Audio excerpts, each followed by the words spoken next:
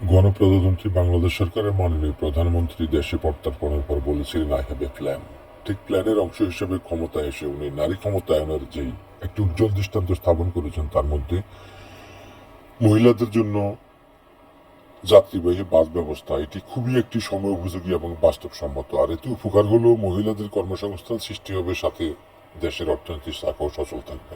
কিন্তু দায়িত্বশীল ভূমিকা পালন করতে হবে আমাদের মোটর শ্রমিকদের, যারা এখনো দেশের 98% ড্রাইভার হইলেন সবাই পুরুষ। সেক্ষেত্রে নারীরা কতটা সাবলীল এবং সারা দুনিয়ায় যেতে পারবে, কোনো ইপটিজিং হবে না, সেটি একটু দেখার বিষয়। সেই জন্য বাংলাদেশের প্রত্যেকটি মোটর শ্রমিককে বলবো, ড্রাইভার কিংবা যারা আছেন, আপনারা নারীদেরকে আপনার মায়ের মতো, মেয়ের মতো, বোনের মতো করে রাস্তায় স্বাভাবিক চলাচলে সার্বিক সহযোগিতা করবেন। এটা আমাদের দেশবাসীর প্রত্যাশা। আজকে নারীরা ড্রাইভিংকে পেশা হিসেবে নিয়ে, সেই পেশা আপনার মেয়ে, আমার কন্যা, আমার বোন, আমার মা তো আসবে না, বউ আসতে পারে।